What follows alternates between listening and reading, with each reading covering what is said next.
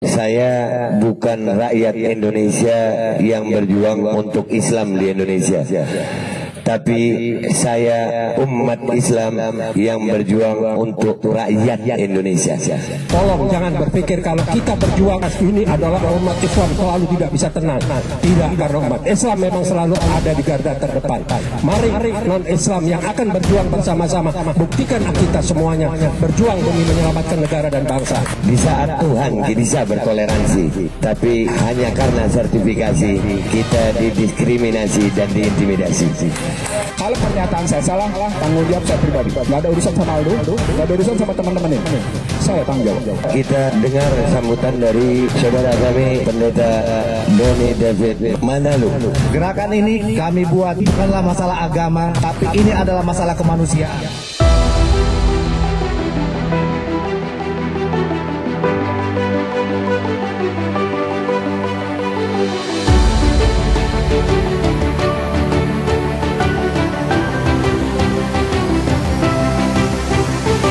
Viva Republik Indonesia, salam People Power.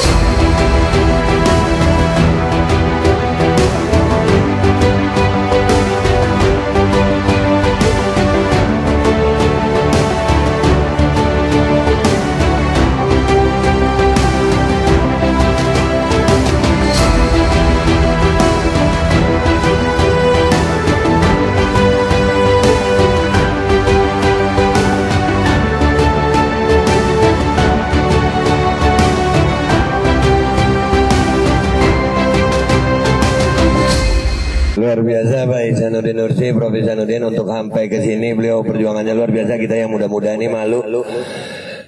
Beliau mengalami sedikit kecelakaan, ya, ditabrak motor katanya beliau, tapi mudah-mudahan itu jadi sakit penghapus dosa, penambah pahala, dan mudah-mudahan itu menjadi tebusan untuk kebahagiaan kita semuanya.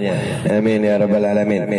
Baik, untuk yang kedua kita dengar sambutan dari saudara kami Pendeta Doni David Mandalu. Ya, Doni David Mandalu. Saya kalau manggil beliau Bro David. Nih, kepada beliau kami persilakan. Selamat pagi semuanya. Salam sejahtera buat kita semuanya. Pagi hari ini kita seperti kita ketahui, kita berkumpul di sini untuk mendeklarasikan MPR, Majelis Penderitaan Rakyat, wadah untuk menampung semua apa yang rakyat derita saat ini. Karena kita tahu dengan jelas penderitaan rakyat ini sejak pandemik ini terjadi. Saya katakan kepada semua, pandemik. Sekali lagi saya garis bawahi, pandemik. Karena ini direncanakan dengan baik. Begitu banyak rakyat kita yang tidak tahu agenda jahat di balik vaksinasi ini. Mungkin kalian merasa bahwa vaksinasi ini adalah jalan menuju kebebasan. Tidak, saudara-saudara. Justru ini adalah jalan bagi mereka untuk merampas kemerdekaan kita semua. Gerakan ini kami buat bukan untuk tujuan suatu agama tertentu. Ini bukanlah masalah agama, tapi ini adalah masalah kemanusiaan. Kami tidak peduli hasil victory dari gerakan ini, tapi kami peduli akan humanity, kemanusiaan, nilai-nilai kemanusiaan yang sudah dirampas dari bangsa ini. Kita merasakan bersama dalam kehidupan kita sehari-hari bagaimana gerak kita makin dipersempit. Orang beribadah harus ada kartu vaksin. Orang melamar pekerjaan harus ada kartu vaksin. Semua akses yang berhubungan dengan masyarakat, institusi apapun, semua harus dengan kartu vaksin. Coba Bapak Ibu pikirkan dengan akal sehat. Apakah ini tidak merampas kemerdekaan kita bersama?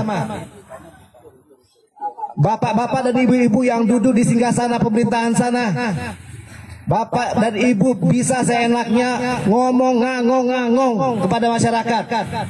Tapi apakah Bapak Ibu pernah merasakan penderitaan rakyat yang sesungguhnya? Bapak Ibu bisa seenaknya karena setiap bulan Bapak Ibu masih mendapatkan gaji dari pemerintah. Bapak Ibu ongkang-ongkang kaki pun di rumah tidak akan merasakan kelaparan dan kehausan yang dirasakan oleh mayoritas rakyat Indonesia saat ini.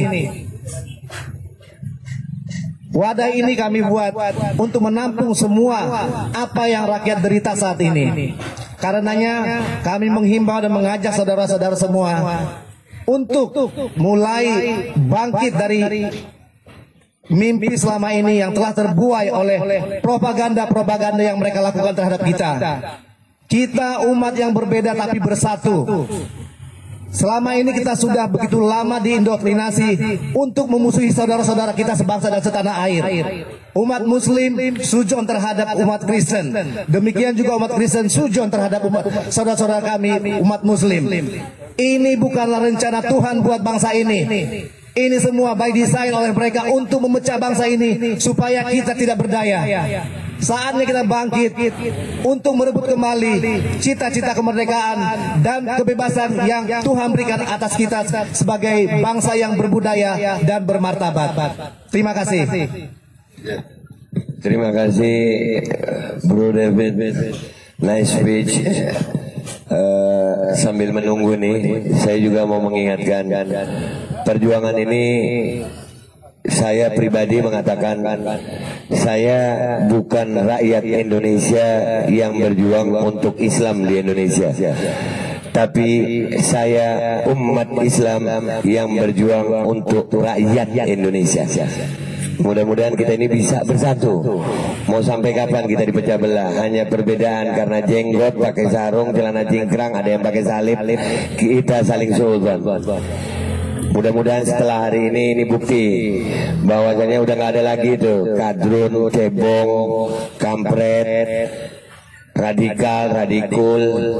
Kagak ada. Kita Indonesia yang damai, Indonesia yang demokrasi penuh toleransi. Kita beda Tuhan masih bisa duduk bersama. Tidakkah kita rasakan sama-sama hari ini di saat Tuhan kita bisa bertoleransi, tapi hanya karena sertifikasi kita didiskriminasi dan diintimidasi. Ya, jadi kita lanjutkan acaranya sekarang dari perwakilan ulama Ustadz Yusuf Marta. Beliau antum dulu, nggak berani kita ngelewatin. Kepada beliau kami persilahkan Ustadz. Bismillahirrahmanirrahim. Assalamualaikum warahmatullahi wabarakatuh. Alhamdulillah wassalatu wassalamu ala Rasulillah wa ala alihi wa sahbihi wa mawala. Alhamdulillah, kita panjatkan puji dan syukur kehadirat Allah Subhanahu wa taala pada hari ini yang tanpa disangka-sangka kita dapat berkumpul dalam keadaan sehat walafiat dengan beberapa tokoh-tokoh nasional yang konsisten dan istiqomah dalam perjuangan, dan termasuk para awak media, rekan-rekan media yang selalu senantiasa mau meluangkan waktunya untuk meliput acara demi acara. Dan insya Allah dalam liputannya nanti mengemas benar-benar, bukan hanya karena ini acaranya Babe Aldo atau di tempatnya Babe Haikal, atau ada karena adanya Ustadz Ihsanuddin Nursi, atau adanya saya, atau adanya Bapak Pendeta kita, bukan. Berpikirlah secara jernih bahwa negara kalian lagi terancam. Kenapa saya menyatakan begitu? Karena lahirnya Majelis Penderitaan Rakyat itu adalah sudah sesuatu tanda-tanda bahwa Majelis Permusyawaratan Rakyat hampir mandul, termasuk Dewan Perwakilan Rakyat yang mandul dan dimandulkan. Mereka tadinya kere, nggak punya apa-apa. Setelah mereka pegang jabatan sebagai parlemen, mereka gagah perkasa dengan jas yang pakaian yang mewah, mobil mewah. Karena apa? Setorannya sudah, pengeluarannya sudah balik semua. Toleransi apa? Tanah, bumi, hasil alam habis, masih mau bicara toleransi. Toleransi apa yang dituntut lagi sekarang? Toleransi apa? Apakah pribumi harus habis, dihanguskan? Tolong jangan berpikir kalau kita berjuang umat Islam bersuara keras, ini adalah umat Islam selalu tidak bisa tenang. Tidak, karena umat Islam memang selalu ada di garda terdepan. Mari non-Islam yang akan berjuang bersama-sama, buktikan akan bersama dengan kita semuanya berjuang demi menyelamatkan negara dan bangsa. Ini bukan main-main, ya. PPKM diadakan, berkepanjangan, diperpanjang, tapi tenaga kerja asing dibiarkan masuk. Kenapa sih kok cuman LBP aja nggak ada yang berani? Apa sih kelebihannya LBP? LBP nggak ada apa-apanya, kosong di mata saya kok. Maaf ini ya, bukan saya arogan atau saya mau ini, tidak. Saya tidak peduli lagi kok. Apa sekarang? Seorang menteri bisa menguasai seluruh tugas dan jabatan. Berarti kabinet yang lain mandul. Memang sengaja dipasang orang-orang mandul semuanya. Contoh seperti Menteri Kesehatan Dr. Terawan. Kenapa begitu berbeda pendapat langsung disingkirkan? Dan kenapa penggantinya tidak lebih hebat dari Dr. Terawan? Karena Dr. Terawan adalah orang yang punya pengalaman dan pernah mengeluarkan satu metode stem cell yang pasiennya orang-orang kaya, orang-orang besar, orang-orang pejabat tinggi dengan biaya tinggi. Berarti dia tidak mau resiko, tapi yang lainnya mengandung resiko. Ini semua hanya siasat, di mana ada perampokan yang sebelum dilakukan sudah dibuat payung hukumnya. Ini negara mau dibawa kemana? Kadron, saya kadron terbesar di Indonesia, ya. Orang tua saya berjasa memberikan gerudung proklamasi 56 untuk fakta proklamasi, bukan rampok. Jadi kita jangan mau terpengaruh. Kadron tidak pernah merampok, kadron tidak pernah merampok duit negara, tidak pernah korupsi, tidak pernah mengkhianat, tidak pernah menjual anak bangsa. Siapa yang menjual anak bangsa? Silahkan datang ke Glodok, silahkan datang ke Mangga Besar, silahkan datang ke kota. Semua siapa yang dijadikan pelacur, siapa yang dijadikan tukang masak, siapa yang dijual, siapa semua, siapa yang menjual, clear semuanya. Kenapa kok sekarang harus ada di stigmatisasi oleh si buzzer binatang bayaran ini? Ini tidak boleh kita biarkan. Hanya 3-4 orang, tapi bisa mengacau memporak-porandakan negara ini. Sampah peradaban orang-orang ini tidak bisa dibiarkan. Jadi saya selalu mendukung.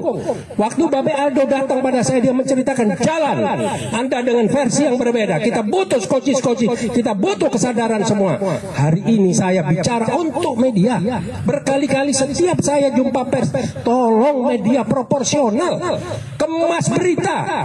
Saya mau tanya, kalau kita diam, kita sudah diberangus, kita sudah ditahan, terus kalian mau dijadikan apa? Mau diangkat? Mau dikasih jabatan? Enggak, kalian akan dihabisi. Mau bangsa apa saja, mau agama apa saja, termasuk Pak Pendeta. Jangan diam, jangan menyerah Pak. Ini ada satu suku yang memang ingin menyingkirkan Indonesia. Setelah diambil hartanya, setelah dijadikan konsumen, setelah diperas seluruh hartanya, sekarang mau disingkirkan, mau dimarginalkan. Ini tidak boleh kita diamkan. Apa yang dilakukan oleh pemerintah? Hanya cuma bagi-bagi. Mana presiden kok levelnya bagi-bagi makanan, dilempar-lempar sama begini doang? Nggak ada menteri, nggak ada yang bisa ditugaskan. Nggak usah bilang, buat sistem. Dari mulai, kalau nggak salah nanti mungkin Bang Ehsan lebih detail secara angka. Dari mulai 70 triliun menjadi 400 triliun. Tapi yang dialokasikan untuk COVID-nya adalah 70 triliun. Naik jadi 800 triliun atau 700 triliun. Kemana itu duit semua? Kemana duit? Kalau bapak-bapak media ini saya kasih tolong ya, saya pernah jadi bendahara di Majelis Ulama Indonesia yang bekerja sama dengan BNPB. Silahkan, buru-buru jangan nunggu, Senin pagi datangi BNPB. Lihat di parkiran, nggak ada mobil yang ini, semua mobil mewah, semua supplier yang ada di sana. Jadi kita dijadikan objek. Setelah itu kita dijadikan objek penjualan PCR, antigen. Setelah itu kita dijadikan objek untuk vaksin. Kemarin di TV One saya mendengar ada 2 dokter berdiskusi bahwa vaksin ini hanya cuma bertahan 1,5 bulan. Kenapa ada vaksin yang kedua? Agar bisa berjalan 3 bulan. Kenapa ada booster? Agar berjalan 6 bulan. Loh, ini apa ini? Ya memang orang nggak mampu gitu loh. Dari kota kecil, saya bukan mengerdilkan kota ke Solo, tidak. Belum siap. Dibawalah ke kota Jakarta. Siapa yang bertanggung jawab? Siapa yang bawa? Sudah transparan di TV dikelihatan LBP dan Prabowo dan Hasim yang membawa. Dibawalah ke sini, dipaksakan dijejel-jejelin jadi gubernur, dipaksakan lagi jadi RI 1. Didukung lagi dengan segala kecurangannya, maju ke periode kedua. Sekarang mau diperpanjang karena kontraknya, dealnya belum selesai sama China komunis. Jadi mau diselesaikan sampai tuntas, diserahkan terimanya. Ngurusin vaksin nggak becus, ngurusin ekonomi nggak becus, infrastruktur berantakan, mau mindahin ibu kota. Kenapa nggak mindahin negara aja sekalian? Duit dari mana? Ilmu dari mana? Anggaran dari mana? Apa kepentingannya? Apa keperluannya? Apakah sudah membuat studi? Apakah sudah dinyatakan bahwa ibu kota tidak layak? Apakah tidak ada tiang-tiang penyangga yang bisa dipergunakan? Ini mau kemana ini negara ini, mau dibawa kemana? Kenapa harus semua diam? Kenapa harus semua takut? Takut kalau yang ditangkap 4-5 seperti Babe Hakel bilang tadi, ya kan 4 tahun. Coba yang turun semua. Jangan nunggu dari HPI, jangan nunggu dari GNPF, jangan nunggu dari PA 212.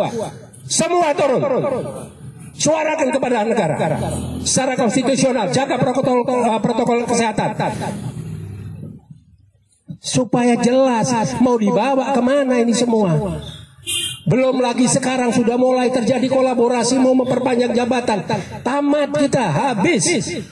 Ini yang menjadi satu perhatian. Tolong Babe Aldo suarakan nanti melalui Majelis Penderitaan Rakyat, di atas Majelis Pemusyawaratan Rakyat, karya Anda. Kita akan dukung. Tidak usah pakai takut. Mereka tidak ada manfaatnya semua. Berapa kali saya berkunjung ke DPR. 1 masalah HIP, 2 masalah Omnibus Law. Tidak sekalipun pimpinan DPR mau menemui kita. Kenapa tidak mau menemui kita? Karena kelompok Habib Rizik? Tidak. Saya yang kedua dan yang ketiga bersama Majelis Ulama Indonesia dengan beberapa ulama, dengan tokoh-tokoh tidak juga ditemuin wakil. Apa? Kenapa alasannya? Tidak mau atau nggak mampu? Memang nggak mampu. Nah kalau nggak mampu kenapa dijadikan ketua? Ini bukan bagi-bagi jatah. Ini bukan punya Bung Karno negara ini. Negara ini bukan punya PDI. Gitu loh. Negara ini punya rakyat semua, PDI ada di dalamnya. Bung Karno sebagai founding father kita. Apa sekarang? Lahirnya Pancasila saja sudah mau dimanipulasi. Sudah jelas ada visi dan misi di organisasi partainya. Nanti sedikit-sedikit disalahkan, sedikit-sedikit di stigma jelek. Gubernur dihabisin. Pokoknya tidak boleh, dari selain mereka tidak boleh hidup. Ingat, bukan karena Anies. Besok nongol Ihsanuddin Nursi pun mau diangkat dihabisin. Karena apa? Harus mereka. Karena mereka punya agenda besar. Formula One diributin, tapi yang namanya korupsi bansos yang langsung dengan hajat rakyat dikorupsi. Apa sampai sekarang? Bagaimana Harun Masihu? Karimana yang kaitannya sama Hasto? Nggak ada yang berkelanjutan. Nah, jadi itulah ya, mungkin saya terlalu berapi-api, karena kalau saya nanti tidak berapi-api, saya pasti ditegur nanti sama teman-teman saya yang samping kanan kiri. Karena sebentar lagi pasti tonasinya lebih tinggi. Bang Ihsan ini pasti lebih tinggi. Karena apa? Bukan dia hanya vokal, dia sudah tidak tahan lagi. Mereka tahu data, jadi jangan dianggap rakyat ini, mereka tokoh-tokoh ini nggak ngerti. Mereka punya data. Mereka tahu semua di mana kesalahan-kesalahannya ada. Nah, bagaimana kasus tentang Habib Rizik dan kawan-kawan? Masa cuman karena salah persepsi menyatakan ini sehat terus ditahan sampai 4 tahun? Di mana naluri aparat hukum? Kenapa Joko Chandra dari 10 tahun di drop jadi 4 tahun? Kenapa Pinangki juga demikian? Itu ya sama. Bagaimana dengan yang namanya Haji Munarman? Salah apa Haji Munarman? Haji Munarman itu adalah tim suksesnya Prabowo. Berarti Prabowo teroris dong berketemu dengan Munarman. Kenapa Prabowo bisa masuk kabinet sekarang? Kalau dibilang kita ini ada perbedaan begini, enggak. Prabowo itu yang kita angkat, yang kita dukung, kita junjung di atas kepala. Kita kumpulin duit dari rakyat, dari masyarakat berkarung-karung. Sembayang juga enggak kok. Adiknya misionaris. Nggak ada, kita bukan itu. Kita pingin adanya pergantian presiden karena kita menganggap presiden kurang layak untuk mensejahterakan rakyat, untuk berbuat pada negara. Tidak punya konsep, semuanya dadakan. Nah, inilah yang harus kita tidak bisa tinggal diam. Apakah kita melalui konstitusional, apa tidak? Yang tanya, setiap perjuangan kita tidak pernah tidak konstitusional. Belum pernah kita menyikapi segala sesuatu langsung turun orasi, tidak. Kita menyurat, kita buat surat ke DPR sekali, 2 kali, 3 kali, barulah kita melakukan aksi. Jadi itulah yang dapat saya sampaikan. Insya Allah perjalanan Majelis Penderitaan Rakyat ini levelnya di atas Majelis Permusyawaratan Rakyat. Ya, jangan ada rasa takut. Semua perjuangan penuh resiko, hasilnya biarlah rakyat dan nanti yang menikmatinya. Kita tidak usah mikir. Ini kebetulan ada pakar hukum kita juga yang alhamdulillah selalu mendampingi Haji Munarman. Saya sudah berkunjung kepada beliau 2 kali. Ya, insya Allah saya yakin saya berteman dekat dengan Munarman. Munarman memang orang keras, Munarman memang orang tegas. Tapi kalau Munarman ada unsur namanya teroris, saya tidak mungkin mau duduk dengan Haji Munarman. Itu semua bohong besar, direkayasa, dikait-kaitkan. Di mana ada seminar, di mana ada pembayatan, itu berbeda. Dengan track record Munarman yang sudah begini, yang sudah berbuat pada negara dan bangsa, itu tidak benar. Ya, jadi itu sementara yang dapat saya sampaikan. Mohon maaf kepada Babe Aldo, kepada Babe Hakil sebagai Sohibul Hajah kalau saya mengambil waktu terlalu banyak dan mungkin terlalu bersemangat karena udah nggak kuat gitu. Terima kasih. Wabillahi taufiq wal hidayah. Wassalamualaikum warahmatullahi wabarakatuh. Waalaikumsalam warahmatullahi wabarakatuh. Kalau tadi ini minta maaf ini Ustaz Yus, kalau ngelihat Ustaz Yus berapi-api begitu, ini Ustaz Yus nih, gimana rakyat yang lain. Jadi mungkin Ustaz Yus perwakilan rakyat dari Ustadz, dari ulama yang mengalami ketidakadilan, dan ini alhamdulillah Ustaz Yus bisa bersuara. Berapa banyak anak bangsa Indonesia yang tidak bisa bersuara, yang hanya bisa menangis. Baru kemarin kita seorang yang nggak punya KTP harus melahirkan di rumah sakit, itu nggak punya biaya untuk rumah sakitnya. Dan itu kalau pakai hati mestinya di rumah sakit itu ada berapa dokter, ada perawat sih. Andai kata mereka punya hati aja, itu satu perawat 100.000, satu dokter 500.000, nggak bikin mereka miskin. Dan itu pasien bisa keluar, tidak merugikan manajemen. Ya, tidak merugikan manajemen dan bisa menolong orang. Jadi saya mau pastikan juga MPR menampung semua ya. Tapi sekali lagi kita harus jelas, kita bukan gerakan politik. Saya mendirikan MPR ini murni dari rakyat untuk rakyat. Apapun agamanya, apapun pandangan politiknya, selama rakyat masih mengalami ketidakadilan dan penderitaan, maka siapapun rakyatnya akan kami perjuangkan. Tidak peduli apa agamanya, apa sukunya, apa profesinya. Mudah-mudahan MPR bisa. Mohon doanya, Ustaz. Iya, ini bukan. Sekarang dari perwakilan wanita dulu. Ya, aktivis wanita ini, Ibu Desi yang juga lawyer. Ya, kepada Bu Desi kami persilakan.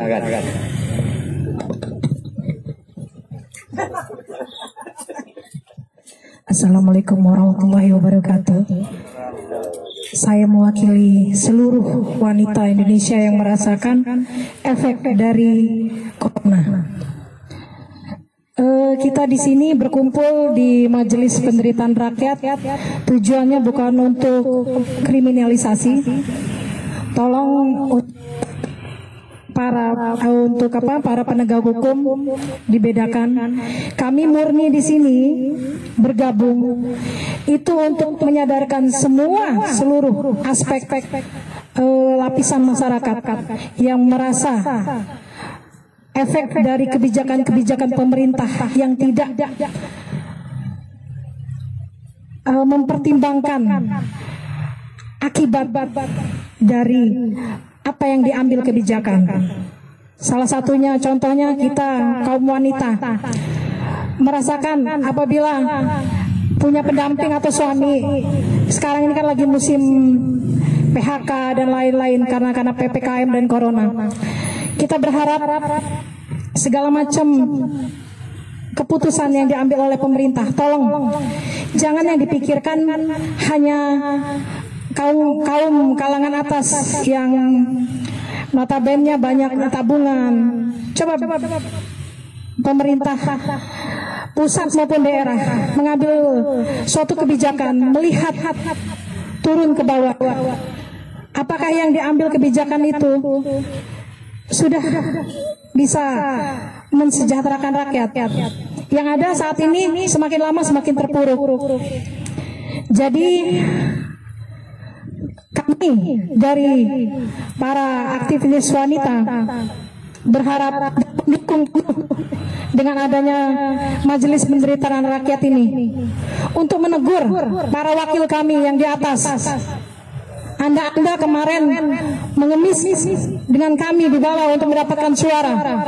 Setelah Anda duduk enak di atas, Anda tidak pernah mempertimbangkan kepentingan kami. Yang kalian pentingkan adalah kepentingan dari siapa yang memberi perintah.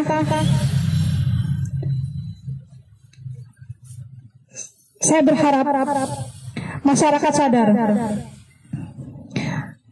Tidak ada di sini kebijakan yang berpihak ke kita untuk saat ini. Saya berharap dengan adanya deklarasi ini, wakil rakyat sadar bahwa kita rakyat di sini sudah sangat menderita, sangat-sangat menderita. Kebijakan-kebijakan yang selalu berubah-ubah, yang terkadang terkesan konyol. Kita mendengarnya, padahal negara kita adalah negara hukum. Segala tindakan hukum, segala tindakan yang kebijakan yang diambil, pembicaraan pemimpin kita seperti tidak layaknya seorang pemimpin. Tolong wakil rakyat, kalau saya berharap wakil rakyat mendengar rintihan suara kami rakyat. Dengarkan kami. Kalian itu sebagai pengawas pemerintah dalam menjalankan kebijakan-kebijakan. Apabila ada kebijakan-kebijakan yang membuat rakyat menderita, itu gunanya kalian duduk di sana.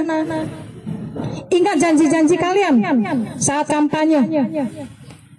Jangan lupa kalian diangkat duduk di sana, disumpah. Kalian boleh tidur, kalian boleh tidak peduli. Yang penting kalian lepas dari segala macam aspek hukum atau apapun. Kalau kata orang rakyat cari aman sendiri. Tapi jangan lupa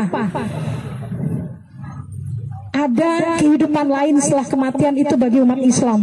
Yang di situ Anda akan mempertanggungjawabkan sumpah Anda sebagai wakil rakyat. Yang seharusnya Anda beramai-ramai menegur pemerintah apabila kebijakan-kebijakannya tidak sesuai dengan apa yang dibutuhkan masyarakat saat ini. Itu saja dari kami. Assalamualaikum warahmatullahi wabarakatuh. Waalaikumsalam warahmatullahi wabarakatuh. Alhamdulillah, ya ini aspirasi kaum hawa ya. Perlu saya ingatkan buat kita semuanya rakyat. Nabi Adam di surga nggak ada Siti Hawa sumpah, apalagi kita di Jakarta ya. Jadi kita perlu dengerin ini.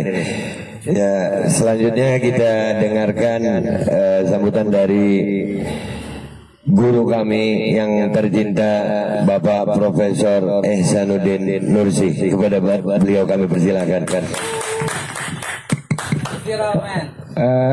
Saya duduk aja ya karena nyerinya lumayan di paha sama dia. Kalau boleh saya pinjam mic-nya tuh. Siap. Di pinggirin di sini mungkin biar ininya. Bismillahirrahmanirrahim. Assalamualaikum warahmatullahi wabarakatuh. Waalaikumsalam. Apa yang sedang kita hadapi sekarang? Yang kita hadapi sekarang adalah seluruh manusia di dunia sedang didikte oleh sebuah kekuatan di luar institusi.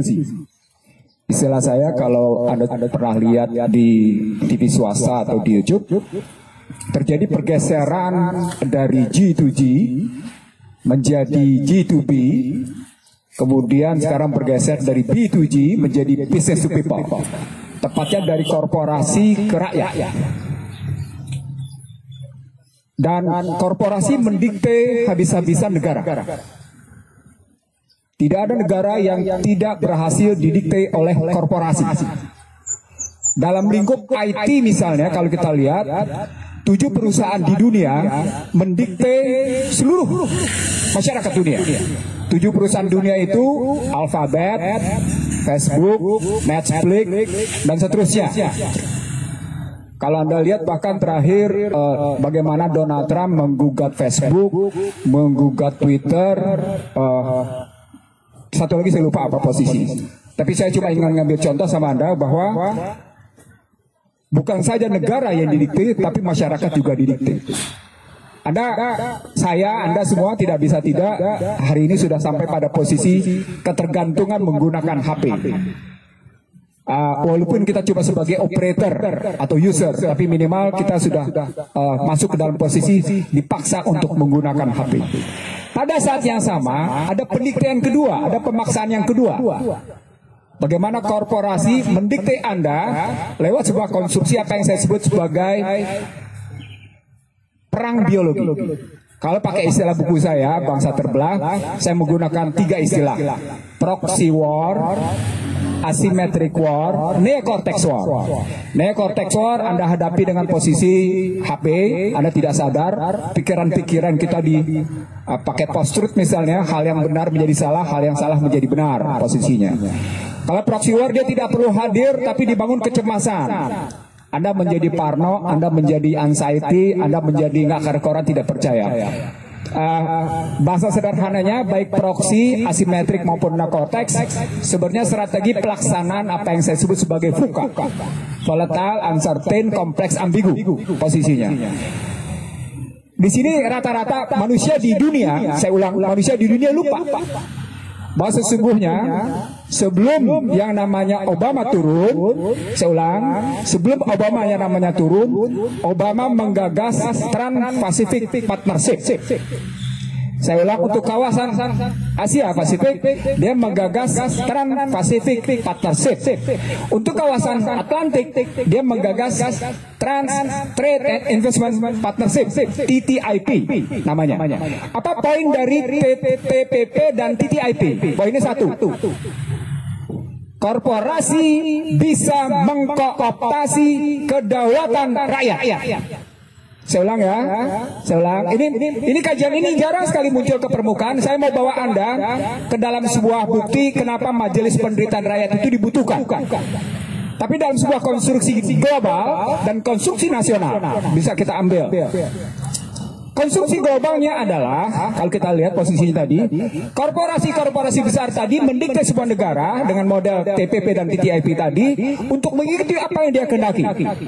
Kalau ambil tadi disebut oleh pendeta sebagai pandemi, Anda pernah melihat YouTube saya, Anda bisa lihat misalnya pada tahun 96 apa yang dirancang oleh Bilderberger di Georgia, Atlanta. Sudah saya sebut, Anda tinggal buka di YouTube saya posisinya. Di sana sudah disebut, andai kata negara yang melawan perencanaan ini, maka pemimpinnya disingkirkan. Tetapi andai kata warga negaranya yang melawan, gunakan polisi. Itu konstruksinya. Begitu. Saya ulang ya, ini bukan sembarangan, ini rancangan, bahkan istilah saya, kalau saya mau mundur ke belakang, sekilas saya ajak Anda berpikir sebentar. Ini rancangan kurang lebih sekitar 60 tahun, 70 tahun lalu. Ketika namanya Bretton Woods dihajar habis, Nixon shock kena, lalu kemudian mereka mengubah. Sekarang per hari ini, saya sebut dalam sebuah kajian saya, per hari ini mereka sedang menggunakan lagi apa yang disebut dengan Bretton Woods 2.0. Kenapa Bretton Woods 2.0? Karena mereka ingin menggunakan digital currency berbasis emas. Dulu Bretton Woods pertama itu basisnya emas. Tapi setelah Bretton Woods yang gagal, mereka menggunakan dolar. Karena mau menggunakan digital currency, suka tidak suka, underlying asetnya harus ada. Underlying asetnya adalah emas. Maka digunakanlah yang disebut dengan Bretton Woods 2.0. Kalau Anda kenalnya Industrial 4.0, itu udah ketinggalan zaman. Karena akhirnya mereka tidak lagi menggunakan 4.0, mereka sudah lompat. Nah, saya lanjutin teman-teman sekalian. Kalau di levelnya seperti itu, maka sesungguhnya ada 3 industri yang kerjasama. Pertama, ya, industri farmasi. Setelah yang namanya IT menguasai. Saya ulangi Bapak sekalian. Pertama adalah industri IT, industri farmasi. Saya tanya sama Anda semua, dokter mana di dunia yang tidak tunduk pada metodologi barat? Satu pertanyaan saya, dokter mana di dunia yang tidak tunduk pada metodologi barat? Artinya shortcut pada persoalan akibat, tidak pada sebab. Tidak pada sebab. Dia potong langsung pada akibat. Saya jatuh posisinya langsung dia tidak lihat bahwa saya punya persoalan. Saya jatuh, saya dihajar oleh motor. Apa artinya? Nanti saya jelasin bahwa sesungguhnya kita menderita, salah satu penderitaan kita adalah ketiadaan saling menghormati, ketiadaan saling menghargai, ketiadaan saling percaya. Tapi itu nanti. Saya cuma ingin mengatakan cara berpikir struktural. Anda tidak boleh masuk ke dalam wilayah akibat. Anda mesti masuk ke dalam wilayah sebab dan mundur ke belakang dalam tataran nilai. Kalau di level global IT dan farmasi kena, maka sesungguhnya yang harus memperkuat adalah industri keuangan. Maka Anda lihat di sini pertumbuhan ekonomi dunia, pertumbuhan ekonomi Indonesia tidak lepas dari 3. IT-nya berjaya, industri kesehatan berjaya, diikuti dengan tetap tumbuhnya industri keuangan, diikuti dengan namanya industri hajat hidup orang banyak, makanan. Cuma 4 sektor. Cuma 4 sektor, termasuk yang kemarin mereka banggakan 7,07%. Anda boleh bongkar habis posisi. Saya kemarin diajak berdebat oleh satu kelompok, satu orang yang mengakui sebagai pendukung Joko Widodo. Dia ungkap habis-habisan. Sorry saya bilang sama Anda, terlampau mudah saya patahkan. Terlampau mudah saya patahkan. Kenapa? Karena dia mandangnya sempit. Saya ngajak mereka menang luas, lalu saya masuk ke bawah. Saya terusin bawah sekalian. Apa yang sedang kita hadapi dalam situasi global kayak gitu? Turun ke Indonesia. Kalau di Indonesia, sesungguhnya yang sedang kita lihat adalah karena kita sudah masuk dalam konstruksi neoliberal bahwa korporasi bisa mendikte, maka tadi kalau dibilang oleh Yusuf Martak bahwa negara ini milik semua dari kerangka tujuan cita-cita benar, tapi dalam kerangka sistem saya ulang kalau sekalian, dari kerangka tujuan negara ini memang milik semua, tapi dalam kerangka sistem Yusuf salah. Di mana salahnya? Baca Undang-Undang Dasar 45. Siapa yang berhak ikut pemilu? Partai. Siapa yang berhak mengusulkan presiden? Partai. Berarti pemegang saham pemerintahan siapa? Partai. Siapa akhirnya pemilik pemerintahan? Adakah relasi antara yang namanya partai dengan rakyat? Tidak ada. Selesai. Artinya kesalahan bukan cuma kesalahan pada kerangka sistem kenegaraan. Ada kesalahan di sistem pemerintahan. Karena pemerintahan ini basisnya pemegang sahamnya adalah partai, dan partai kemudian boleh dibilang terus-menerus haus akan uang, korporasi masuk dalam kerangka itu mendikte. Saya sederhana menyebutnya. Inilah demokrasi korporasi. Saya belum sampai Bapak sekalian pada persoalan di mana penderitaan rakyat itu posisinya. Tapi saya ingin mengatakan ini luar biasa situasi sistemik strukturalnya. Korbannya luar biasa mendalamnya posisinya. Nah, kalau kemudian kita hadapi ceritanya korporasi demikian berkuasa melalui partai, maka apa dampaknya? Dampaknya adalah Anda bisa lihat, sejak zaman Soeharto hingga sekarang, seluruh kekuatan korporasi swasta selalu menggeser hajat hidup orang banyak menjadi posisinya komersial good. Menjadi barang-barang swasta, barang yang diperdagangkan bebas. Dan itu bukan hanya Indonesia, dunia manapun digeser habis-habisan. Ini motifnya adalah mereka menggelembungkan kekuasaan. Dalam bahasa yang sederhana, tidak ada orang kaya turun, nggak mau dia. Pasti orang kaya bertahan sebagai kekayaannya. Nah, dampak dari sistem korporasi berkuasa lewat partai politik adalah rakyat kecil, kalau pakai bahasa Undang-Undang 45, rakyat kecil yang ditindasinya. Saya ulang ya, ini bukan kata-kata Ihsan Nursi. Ketika hajat hidup orang banyak dikuasai oleh orang per orang itu maksudnya korporasi, maka rakyat kecil yang ditindasinya. Di sini muncul penderitaan sistemik struktural. Maka dalam pandangan saya yang disebut oleh Aldo dalam kerangka penderitaan rakyat itu ada 5. Nanti saya punya jalan keluar dan saya gagas, saya ajak teman-teman semua untuk mengatasinya bagaimana. Artinya kita coba tidak sekedar menyampaikan ada penderitaan, tapi kemudian tanpa jalan keluar. Kita punya jalan keluar. Sorry to say, orang-orang yang duduk sini tidak lebih bodoh dari mereka yang ada di sana. Kami bodoh. Kami bodoh, tapi mari adu bodoh. Serius, saya ngomong begini, ayo adu bodoh. Oke, yang pertama, penderitaan di bidang sosiologi, sosial, tidak ada distrust.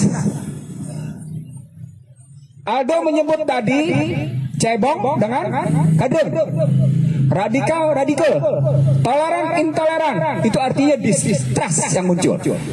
Orang masyarakat tidak percaya satu sama lain. Anda tahu kalau tidak percaya satu sama lain ada dampaknya apa? Yang saya alami tadi pagi. Tidak ada penghargaan, penghormatan antara anggota masyarakat satu dengan masyarakat yang lain di jalan raya. Nggak ada. Bohong itu kalau kita bisa saksikan di jalan raya ada penghormatan, ada penghargaan satu sama lain.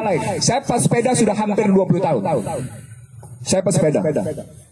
Dan saya rasakan betapa seenak jidatnya pengendara motor terhadap sepeda, betapa seenak jidatnya pengendara mobil terhadap sepeda, betapa seenak jidatnya pengendara truk besar-besar itu terhadap mobil kecil, betapa sombongnya penguasa itu dengan strobonya itu terhadap rakyat jelata. Itu membuktikan bahwa di jalan raya saja tidak ada sikap saling menghormati dan tidak ada sikap saling menghargai. Situasi ketiadaan saling menghargai dan saling menghormati itu posisinya apa dampaknya? Begitu mudah ditumpangi menjadi format pecah belah, adu domba. Mudah, ringan sekali. Di mana buat tangkap pokoknya? Yang satu dikasih nilai lebih, yang satu dikasih nilai kurang. Apa contoh konkretnya? Buser dikasih pekerjaan, influencer dikasih kerjaan, di sana ditekan habis-habisan. Itu artinya masyarakat miskin akan nilai-nilai saling menghormati, saling menghargai. Naik ke kerangka politik itu berarti miskin masyarakat akan apa? Yang disebut miskin akan keteladanan. Masyarakat menghadapi dengan kemiskinan keteladanan yang luar biasa. Saya mau tanya sama Anda, di level nasional siapa yang bisa jadi teladan? Nggak ada. Anda jawab tidak ada. Turun ke bawah ke provinsi, siapa yang bisa jadi teladan? Nggak ada juga. Turun ke bawah ke sosial, siapa? Nggak ada juga. Itulah dibantai Rizik. Saya bilang dibantai. Rizik mencoba tampil, saya bilang mencoba tampil menjadi teladan, tapi dia dipukul habis-habisan karena khawatir gelombang Rizik menjadi keteladanan adalah gelombang besar menjadi pukulan terhadap kekuasaan formal. Jadi sudah dua ya, politik, miskin, ketiadaan keteladanan. Karena kata kunci politik adalah soal keteladanan. Tidak ada lain, kepemimpinan yang menjadi teladan. Maaf ya, saya terusin Yusuf Marta. Kasih tahu sama siapa saya. Kiai yang jadi teladan siapa? Kasih tahu sama saya. Siapa kiai yang menjadi teladan sekarang ini? Artinya di level agama saja begitu sulit kita mencari kiai yang menjadi teladan. Kayak mana ya? Gua nggak pakai mic, suara nama saya Pak.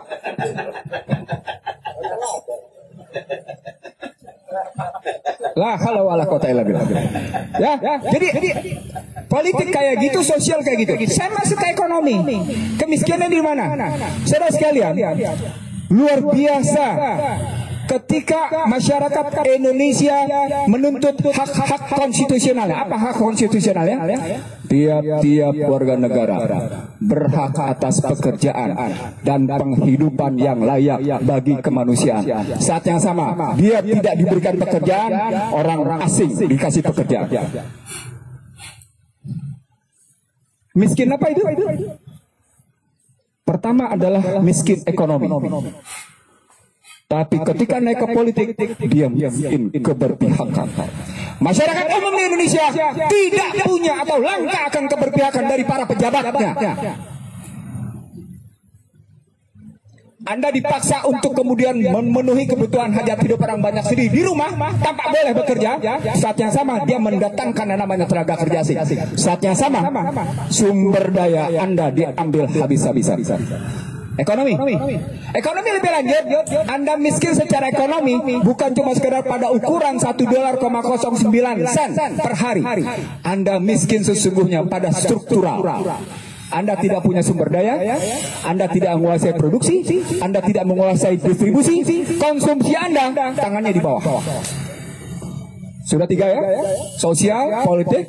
Ketika masuk di hukum, kasus kawan ini menjadi bukti. Apa poinnya? Miskin akan keteladanan, miskin akan keadilan.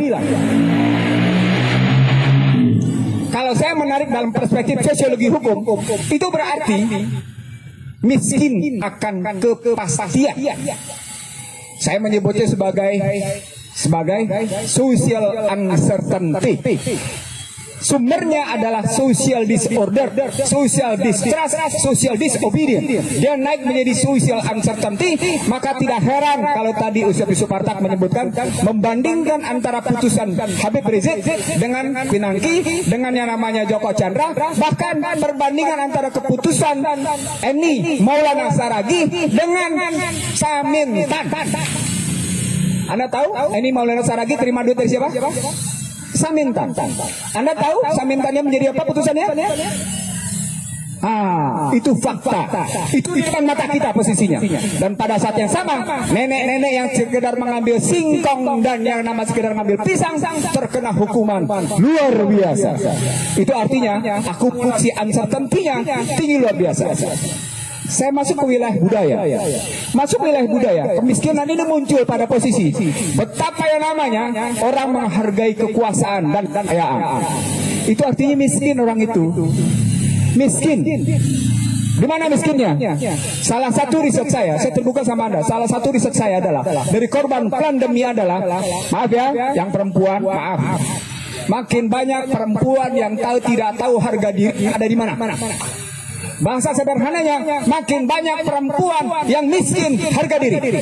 Ketika perempuan miskin harga diri, rusak budaya. Bapak Ibu sekalian, ini bukan mulut yang bicara. Ini riset. Ini riset di semua kota besar di Indonesia. 8 kota besar saya riset. Saya temukan betapa miskinnya harga diri pada perempuan. Hanya karena persoalan, gue mesti makan apa bang hari ini? Gue mesti makan apa? Suami gue di PHK, dia nggak bisa kerja. Sambil menangis mereka, sambil menangis. Ada pekerjaan mereka yang lebih lanjut lagi dalam posisi bukan sekedar menjual tubuhnya, bukan sekedar itu. Subhanallah, astagfirullah, menjual tubuhnya. Tapi pada saat yang sama juga mereka berani menipu. Itu luar biasa miskin harga dirinya. Jadi kemiskinan politik, hukum, sosial, dan budaya. Terakhir Bapak sekalian, kemiskinan hankam, kemiskinan pertahanan keamanan. Bapak sekalian, kalau saya masuk di sini panjang karena saya akan berhadapan dengan berbagai contoh. Dari contoh seperti ini maka usulan saya konkret. Saya ngajak teman-temannya di depan dan ada semua. Per orang berani ngumpulin duit per minggu nggak banyak, Rp1.000. Rp1.000 untuk mengatasi mereka yang sudah langka harga dirinya, udah nggak punya, udah miskin. Tujuannya adalah wakaf produktif. Jadi Aldo, Haikal, Yusuf, Bapak sekalian, Ibu, saya ngajak Anda, nggak usah banyak-banyak, Rp1.000. Ajak masyarakat Indonesia yang masih punya duit, ya, kumpulin Rp1.000. Jangan masukin ke bank. Lo kena kasus lo kalau masukin ke bank. Kumpulin dan buktikan secara online bahwa uang yang Anda kumpulkan bisa Anda pertanggungjawabkan dan disalurkan kepada orang miskin yang memang membutuhkannya. Artinya 8 mustahik itu Anda penuhi. 8 mustahik atau 60. Tapi kita ajak masyarakat Indonesia, kita kumpulin duit yuk semua. Ada gerakan moral kita mengatasi kemiskinan moral. Saya ulang ya, ada gerakan moral kita mengatasi kemiskinan moral. Dan tidak perlu kita jawab dengan politik, kita jawab dengan moral. Moralnya konkret, Rp1.000 per minggu atau Rp5.000, terserah berapa. Tapi catat, bukan hanya umat Islam yang berhak. Yang non-muslim pun berhak, karena yang menderita kemiskinan bukan hanya muslim, tapi juga non-muslim posisinya. Poinnya satu, gerakan moral kita, gerakan melakukan mengatasi penderitaan rakyat adalah mengangkat moralitas masyarakat bahwa mereka adalah pemilik kedaulatan rakyat. Sadarkan mereka bahwa adalah pemilik kedaulatan rakyat, dan untuk menyadarkan itu moralnya dulu ditumbuhkan. Dan moral ditumbuhkan dengan cara kita melakukan kerjasama sosial, di mana kita yang masih mampu, entah 1.000, entah 5.000, kita sumbangkan per bulan. Saya akan memulainya hari ini 100.000.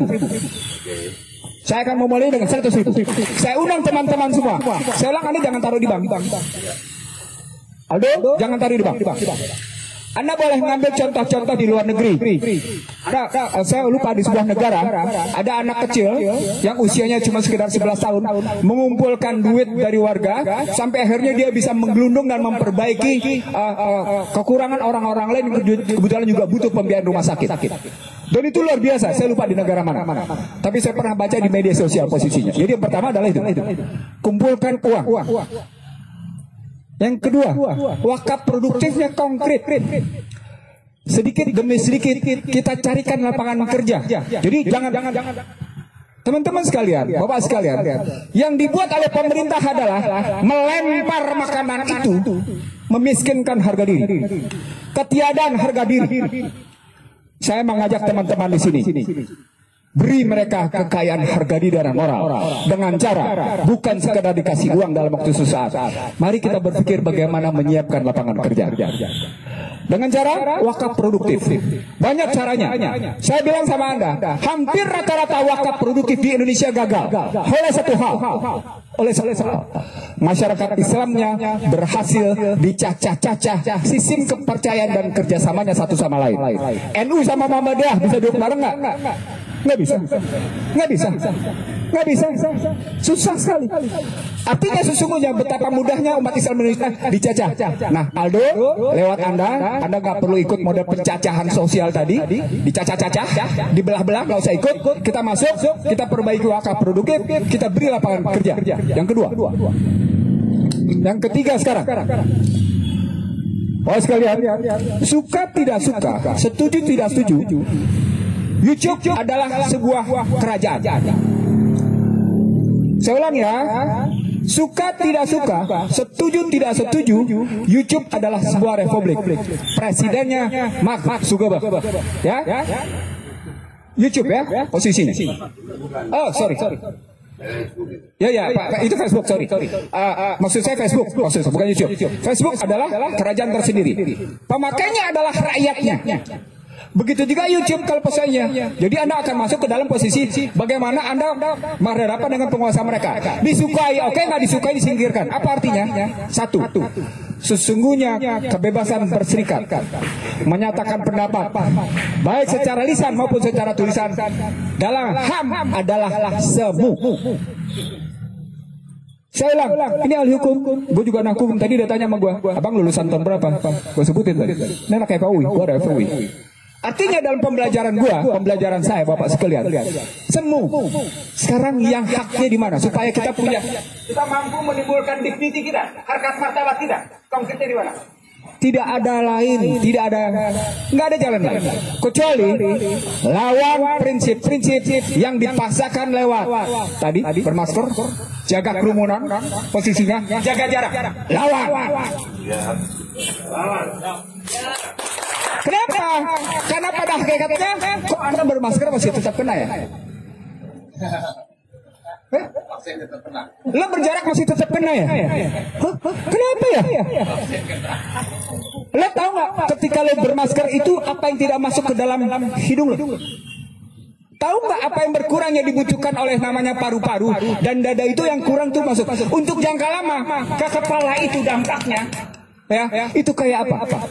Saya ingin mengatakan sama Anda, secara sistemik struktural, sesungguhnya sedang terjadi pengurangan proses pencerdasan tiap otak pada manusia. Karena kekurangan kualitas oksigen yang tinggi itu, baik ke dada maupun kepala, itu mengurangi tingkat kecerdasan.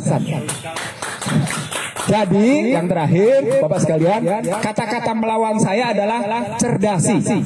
penggunaan masker itu, cerdasi jaga jarak itu, cerdasi soal kerumunan tadi. Mari kita cerdasi, karena pada hakikatnya Anda sedang dibunuh dalam kerangka Anda hanya bisa saat yang sama kan Anda disuruh individual, tapi pada saat yang sama Anda dipaksa tunduk pada satu sistem. Ngerti nggak maksud saya? Jadi dalam filsafat ada antinomi namanya. Ada antinomi namanya. Anda dipaksa di satu sisi sendirian di satu sisi. Tapi di sisi lain Anda secara bersama-sama dipaksa tunduk oleh satu ketentuan. Itu nggak fair, itu nggak imbang. Demikian saya sampaikan beberapa hal. Maaf, saya ingin sampaikan, kalau pernyataan saya salah, tanggung jawab saya pribadi. Nggak ada urusan sama Aldo, nggak ada urusan sama teman-teman ini. Saya tanggung jawab. Saya tanggung jawab. Saya tidak ingin melibatkan teman-teman ini untuk hal-hal yang saya sampaikan. Oh ini forumnya di Aldo, ini temannya di tempatnya Babe Hekal. Yang tanggung jawab Aldo dan Hekal sana. Sepanjang itu pernyataan Ihsanuddin Nursi, maka dia merupakan tanggung jawab Ihsanuddin Nursi. Dan karena kebetulan ini adik kelas saya, maka saya akan bersama adik kelas saya. Demikian, terima kasih. Assalamualaikum warahmatullahi wabarakatuh. Ini karena hari udah siang, kalian yang belum tahu, MPR itu kuasa hukumnya adalah Bapak Juju Purwantoro, dan kami insya Allah akan melakukan gerakan gugatan pertama di tanggal 13 September di PT UN untuk menggugat semua bentuk kebijakan sertifikasi vaksin. Jadi bagaimana rincinya, hadir ya tanggal 13. Dan itu siapa aja prinsipalnya atau siapa aja yang berhak menggugat, kami membuka pendaftaran rakyat Jakarta dan sekitarnya yang mau menyerahkan hak hukumnya yang tertindas masalah sertifikat. Siapapun yang beraktivitas di Jakarta kami tampung. Jadi prinsipalnya bukan satu orang, bukan dua orang, bisa 1.000 atau 2.000 orang. Karena yang tertindas bukan hanya 1-2 orang. Dan sekali lagi saya mengajak semuanya bergabung. Artinya bukan cuma beda agama bergabung, beda sertifikat bergabung dong. Jangan gara-gara sertifikat kita musuhan gitu.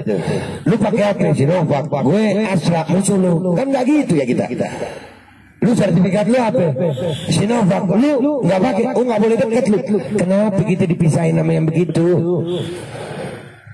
Sertifikat nggak boleh jadi alat penjajahan di bangsa ini. Dulu kita 350 tahun dijajah Belanda pakai senapan. Zaman sekarang mau dijajah pakai kertas. Yang untung dan rugi bukan kita, yang rugi pasti kita ini. Berapa banyak rumah ibadah, nggak cuma Islam. Beliau kemarin curhat, termasuk gereja udah berapa lama tutup. Masjid sekarang yang datang ke masjid itu orang yang punya iman. Yang punya iman malah sertifikat. Akhirnya nggak ada yang datang masjid malah. Tapi insya Allah Jakarta masih banyak masjid buka ya. Betawi punya kita ini lawan ya. Lawan siap. Baik, sampai ke acara puncak kita akan bersama-sama membacakan ikrar MPR. Mudah-mudahan sambil berdiri. Ini minta maaf yang tua-tua lebih tua, saya memimpin. Pak Ihsan nggak apa-apa duduk. Pak Ihsan nggak apa-apa. Bismillahirrahmanirrahim. Saya baca pertama, nanti bisa diulangi. Ikrar MPR. Kami anggota dan pengurus Majelis Penderitaan Rakyat. Satu. Kami MPR menjunjung tinggi nilai-nilai ketuhanan yang Maha Esa, kemanusiaan yang beradab, musyawarah untuk mufakat, pluralitas, persatuan dan kesatuan dalam bingkai kebinekaan dengan semangat kekeluargaan dan kebersamaan, dan selalu berjuang untuk kemaslahatan dan kesejahteraan rakyat Indonesia. 2. Kami MPR menolak dengan keras segala bentuk penindasan, pemaksaan kehendak, perpecahan antar golongan, anti demokrasi, kekerasan dan perseteruan suku, agama dan ras, dalam bentuk dan alasan apapun juga. 3.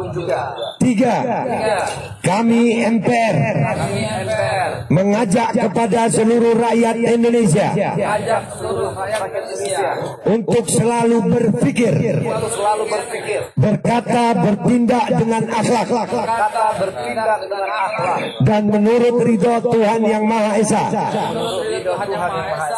berjuang sesuai dengan peraturan, hukum dan konstitusi, serta undang-undang yang berlaku. 4. Kami MPR akan selalu berjuang, berusaha bersama rakyat Indonesia dalam mencapai kesejahteraan, keadilan dan kemaslahatan rakyat sesuai dengan cita-cita Pancasila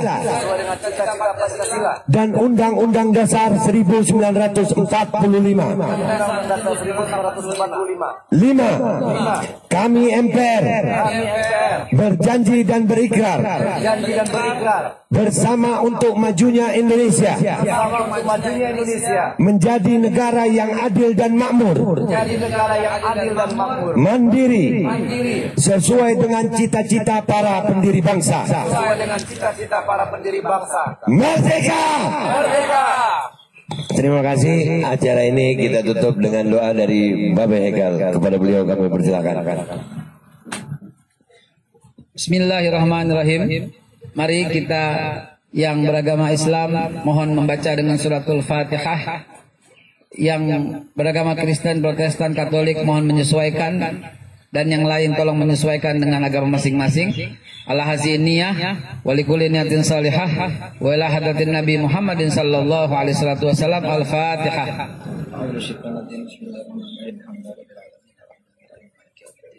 Iya kan dua ya kan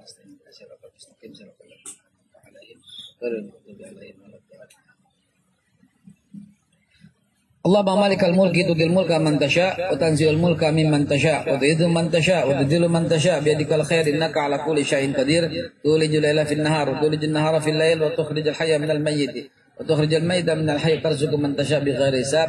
Allahumma adkhilna mudkhala sidqin wa akhrijna mukhraja sidqin waj'alna min ladunka sultanan nasira. Rabbana atina fid dunya hasanah wa fil akhirati hasanah wa qina adzabannar. Ya Allah, bila petunjuk dan hidayah kepada seluruh rakyat Indonesia, kepada para wakil rakyat Indonesia, kepada seluruh menteri, seluruh panglima, seluruh TNI, seluruh Polri, seluruh jabatan menteri, seluruh pengusaha, sampai presiden dan wakil presiden. Turunkanlah ya Allah rahmat kepada kami semua. Berilah rasa adil di antara kami semua. Berilah kemampuan untuk menegakkan keadilan. Berilah kemampuan untuk menegakkan kebenaran. Berilah kemampuan untuk menenggelamkan kezaliman. Rabbana atina fid dunya hasanah wa fil akhirati hasanah. Subhana rabbika rabbil izzati amma yasifun. Wassalamun alal mursalin. Alhamdulillahi rabbil alamin. Assalamualaikum warahmatullahi wabarakatuh. Dengan dibacanya doa, alhamdulillah acara hari ini untuk deklarasi Majelis Penderitaan Rakyat 5 September 2021 merajut semua beda demi persatuan bangsa melawan segala derita ditutup. Mudah-mudahan perjuangan kami untuk rakyat Indonesia akan terus ada di Indonesia. Terima kasih. Wassalamualaikum warahmatullahi wabarakatuh.